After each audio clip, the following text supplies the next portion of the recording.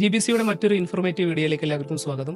ഇന്ന് നമ്മൾ ഡിസ്കസ് ചെയ്യാൻ പോകുന്നത് എന്താണ് ഹോൾഡിംഗ് കമ്പനി, ഇതിന്റെ ബെനിഫിറ്റ്സ്, ഇത് ആർക്കൊക്കെ ഐഡിയലാണ്, ഇത്തരത്തിലുള്ള ഒരു ഡീറ്റെയിൽ ഡിസ്കഷനാണ്. നമ്മുടെ കൂടെ business consultant mister Mansoor Hamza കൂടെയുണ്ട്. മൻസൂർക്ക് എന്താണ് ഒരു ഹോൾഡിംഗ് കമ്പനി?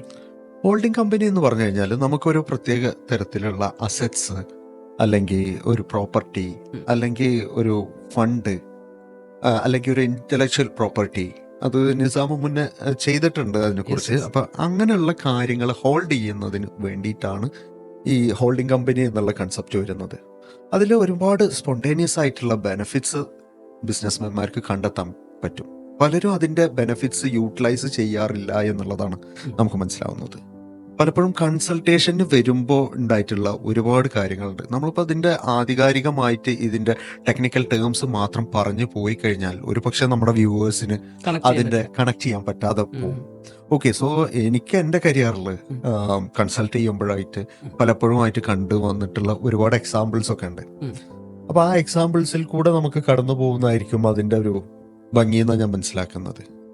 ഇപ്പം എന്ന് പറഞ്ഞു കഴിഞ്ഞാൽ ഇപ്പൊ ഇന്നത്തെ ഒരു കൾച്ചറിൽ കാണുന്ന ഒരു കാര്യമാണ്, ഒരു ജോബിലിരിക്കുന്ന ഒരാള് ബിസിനസ് ആശയവുമായിട്ട് അല്ലെങ്കിൽ അവരുടെ ഏതെങ്കിലും ഫ്രണ്ട് സർക്കിളിലത്തെ ആൾക്കാർ ഒരു പ്രത്യേക നീഷിൽ അയാൾ എക്സ്പേർട്ട് ആയിരിക്കും, അല്ലെങ്കിൽ അയാൾ കാലത്ത് വരെ ചെയ്തു വന്നിട്ടുള്ള ഒരു അല്ലെങ്കിൽ ജോലി ചെയ്തിട്ടുള്ള ഒരു ബിസിനസ് മോഡലായിരിക്കും. അത് ഫ്രണ്ട് സർക്കിളിൽ ആ ആള് ജോബ് ഡ്രോപ്പ് ചെയ്ത് കഴിഞ്ഞിട്ട് അങ്ങനെ ഒരു ബിസിനസ് പ്ലാന് ഫ്രണ്ട്സിന്റെ ഇടയിൽ ഷെയർ ചെയ്യുമ്പോൾ തീർച്ചയായിട്ടും ഒരു ജോബിലിരിക്കുന്ന ഒരാൾ നാളേക്ക് ജോബൊന്നും സെക്യൂർഡ് അല്ല. അപ്പൊ അങ്ങനെ തോന്നുമ്പോൾ ആ ആൾക്കാർക്ക് അതിൽ ഇൻവെസ്റ്റ് ചെയ്ത് കൊടുക്കാൻ കൂട്ടത്തിലുള്ള ഒരാളല്ലേ, അപ്പൊ ആ ആൾക്ക് ഇൻവെസ്റ്റ് ചെയ്ത് കൊടുക്കാനൊക്കെ ഉദ്ദേശിക്കും. ഓക്കെ, സോ അതില് ഇവര് ജോബിലാണുള്ളത്. അപ്പൊ ഈ ജോബിൽ ഇരിക്കുമ്പോ തന്നെ നമുക്ക് പലർക്കും NOC കിട്ടാത്തൊരവസ്ഥ വരും. അതെ, അപ്പൊ അവരെന്ത് ചെയ്യാണ്, ഈ ഫ്രണ്ടിനെ ട്രസ്റ്റ് ചെയ്തിട്ട് അവർ ഇൻവെസ്റ്റ് ചെയ്ത് അവർ മുന്നോട്ട് പോകും. അങ്ങനെ പോയിട്ട് പല ഡിസ്പ്യൂട്ടുകൾ ഉണ്ടായിട്ടുള്ള കുറെ കാര്യങ്ങളും ഇതൊക്കെ ഉണ്ട്. അപ്പൊ അങ്ങനെ വരുന്നോടത്ത് തീർച്ചയായിട്ടും മെമ്മോറാണ്ടത്തിൽ എഴുതിയിട്ടുള്ള ഒരു ക്ലോസോ അല്ലെങ്കിൽ മെമ്മോറാണ്ടത്തിൽ ഷെയർ ഹോൾഡിങ് നമ്മൾ പ്രതിപാദിച്ചത് മാത്രമേ ലീഗലായിട്ട് നിലനിൽക്കുള്ളൂ. ഓക്കെ, അപ്പൊ അങ്ങനെ വരുന്ന സമയത്ത് ആണ് ഈ ഹോൾഡിംഗ് കമ്പനിയുടെ ഒക്കെ പ്രസക്തി വരുന്നത്. ഇപ്പൊ ഫ്രീ സോണിലാണെന്ന് വെച്ചെങ്കിൽ ഒരു ആർക്കും NOC ഇല്ലാതെ ഒരു ഹോൾഡിംഗ് കമ്പനി രൂപീകരിക്കാനും അതിന് പർട്ടിക്കുലർ നമ്പേഴ്സ് വരെ പല ഫ്രീ സോണിനും പല ക്രൈറ്റീരിയാസ് ആണ്. ഓക്കെ, മെയിൻലാൻഡിലാണെങ്കിലും അപ്പൊ ഒരു പർട്ടിക്കുലർ നമ്പർ കഴിഞ്ഞു കഴിഞ്ഞാൽ അതിന് പെർ ഹെഡ് പ്രത്യേക ഫീസും കൊടുത്തിട്ടായിട്ട് നമുക്ക് ആഡ് ചെയ്യാം. അപ്പൊ അത് വേറൊരു കൺസെപ്റ്റാണ്, അത് വേറെ ചാപ്റ്ററാണ്. അപ്പോൾ അതിലേക്ക് പോകുന്നതിന് പകരം ഇപ്പൊ ഇത് ഇങ്ങനെ ഈ ഒരു NOC ഇല്ലാതെ നമുക്ക് ഫ്രീ സോണിൽ പലപ്പോഴായിട്ട് നമുക്ക് ഇത് കംപ്ലീറ്റ് ചെയ്യാൻ പറ്റുന്ന ഒരു സാഹചര്യമാണ് നമുക്ക് കാണാൻ കഴിയുന്നത്. ഓക്കെ, അപ്പൊ അതിൽ പ്രതിപാദിക്കുന്ന രീതിയിലുള്ള ഷെയർ ഹോൾഡിങ്ങും കാര്യങ്ങളും വെച്ചിട്ട് നമുക്ക് എന്ത് ചെയ്യാൻ പറ്റും, ഒരു ഹോൾഡിംഗ് കമ്പനി രൂപീകരിക്കാൻ പറ്റും. എന്നിട്ട് ആ ഹോൾഡിംഗ് കമ്പനി ആയിരിക്കും ഈ പറയാൻ പോകുന്ന നീഷിന്റെ പാർട്ട്ണറായിട്ട് വരുന്നത്. അപ്പൊ പാരന്റ് കമ്പനി ആയിട്ട് ഹോൾഡിംഗ് കമ്പനി നിലനിൽക്കും, അതിന്റെ സബ്സിഡറി ആയിട്ട് നമ്മൾ ചെയ്യാൻ പോകുന്ന ബിസിനസ് നിലനിൽക്കും. അപ്പൊ അങ്ങനെ പലർക്കും ബെനിഫിറ്റബിൾ ആയിട്ടുള്ളതാണ്. നമ്മളുടെ അടുത്ത് വന്നിട്ട് പറയും, ഞാൻ ജോബ് ഡ്രോപ്പ് ചെയ്തു, ഞാൻ ബിസിനസ് ചെയ്തു, എനിക്ക് ലോസ് വന്നു. ആക്ച്വലി അവര് ബിസിനസ് ചെയ്തോ ഇല്ല, അവരൊരു ഫ്രണ്ടിന് വേണ്ടിയിട്ട് അവർ ഇൻവെസ്റ്റ് ചെയ്തു കൊടുത്തു. അത് എനിവേസ് എന്താണ് അതില് ചീറ്റ് ചെയ്യപ്പെട്ടിട്ടുണ്ടാവാം. അങ്ങനെ പല ഞാൻ പറഞ്ഞു വന്നത് എന്റെ കരിയറിൽ ഞാൻ ഫേസ് ചെയ്തിട്ടുള്ള അല്ലെങ്കിൽ എൻ്റെ അടുത്ത് വന്നിട്ട് കൺസൾട്ട് ചെയ്യുന്ന സമയത്ത് ഉണ്ടായിട്ടുള്ള കുറെ എക്സ്പീരിയൻസുകളാണ്. അപ്പൊ ഇതിനൊക്കെ സേവ് ചെയ്യാൻ ഒരു പരിധി വരെ നമുക്ക് ഈ ഹോൾഡിംഗ് കമ്പനി നമുക്ക് ബെനിഫിറ്റബിൾ ആവും എന്നുള്ളതാണ്.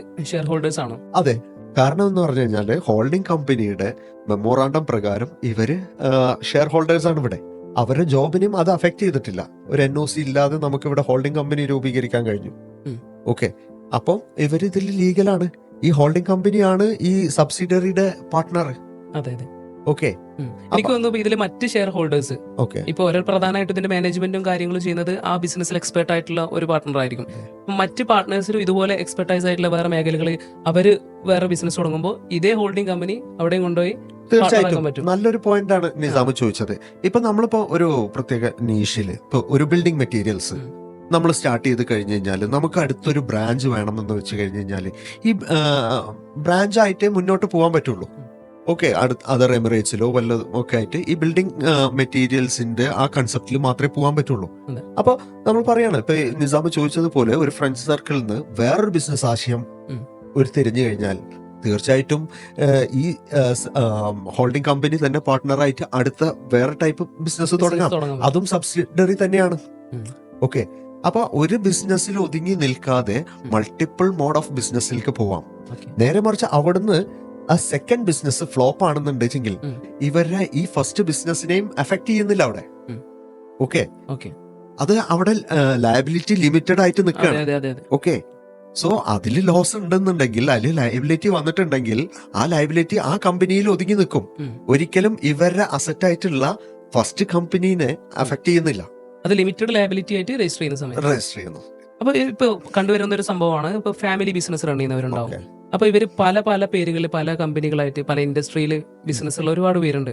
അപ്പൊ ഇത്തരത്തില് ഇപ്പൊ അതിന്റെ തലപ്പത്തിരിക്കുന്ന ഇപ്പൊ മൂത്ത സഹോദരൻ അല്ലെങ്കിൽ ആയിരിക്കും ഇവരെ മാനേജർ ആയിട്ടുണ്ടാവുക, അല്ലെങ്കിൽ ഉപ്പയായിരിക്കും ഇത് റൺ ചെയ്യുന്നുണ്ടാവുക. ഇത് Okay. മക്കൾക്കിടയിൽ പിന്നീട് സക്സഷന്റെ അല്ലെങ്കിൽ ലീഗൽ ഹെയർഷിപ്പിലേക്ക് പോകുന്ന സമയത്ത് Okay. ഇൻഹെറിറ്റൻസ് പ്ലാനിങ്ങിൽ ഈ ഹോൾഡിംഗ് കമ്പനി ആണെങ്കിൽ എന്താണ് വ്യത്യാസം വരെ, എത്രത്തോളം ബെനിഫിറ്റ്? അതായത് അത് നല്ലൊരു പോയിന്റ് ആയിരുന്നു. അതിലിപ്പം നമുക്ക് പറയുകയാണെന്നുവെച്ചെങ്കിൽ ഇപ്പൊ ചില സൂപ്പർ മാർക്കറ്റ്സ് അല്ലെങ്കിൽ റെസ്റ്റോറൻറ്റ്സ് ഒക്കെ ചെയിൻ ഓഫ് കമ്പനീസ് ആയിട്ട് പോകുന്നുണ്ട്. ഓക്കെ, ഒരു 30 ഔട്ട്ലെറ്റ്സ് അല്ലെങ്കിൽ 30 സൂപ്പർ മാർക്കറ്റ്സ്, അങ്ങനെ ആ ഒരു രീതിയിൽ പോകുന്ന കമ്പനിയൊക്കെ ആണെന്നുണ്ടെങ്കിൽ നമുക്കിപ്പോൾ എല്ലാത്തിലും ഇപ്പൊ ഈ പറഞ്ഞ പോലെ തറവാട്ടിലെ കാരണവര് അല്ലെങ്കിൽ ഒരു ഉപ്പ ആയിട്ട് പുള്ളി തുടങ്ങി വെക്കുകയാണെന്ന് വെച്ചെങ്കിൽ ആ ലൈസൻസിലൊക്കെ ഇവരുടെ പേരാണ്. എല്ലാം ലയബിലിറ്റി ലിമിറ്റഡ് ലയബിലിറ്റി കമ്പനിയായി LLC ആയിട്ട് അങ്ങനെ പോയിട്ടുണ്ടെങ്കിൽ തീർച്ചയായിട്ടും അദ്ദേഹത്തിന് ഒരു വാർദ്ധക്യം വരും. ആ വാർദ്ധക്യം വരുന്ന സമയത്ത് അല്ലെങ്കിൽ അൺഫോർച്ചുനേറ്റ്ലി ഡെത്ത് കേസൊക്കെ വന്നിട്ടുണ്ടെങ്കിൽ ഈ എല്ലാ ലൈസൻസിലും ഇത് അഫക്ട് ചെയ്ത് എത്ര മക്കളുണ്ടോ, എസ്പെഷ്യലി ഇദ്ദേഹത്തിന് പെൺമക്കൾ മാത്രമൊക്കെയാണ്.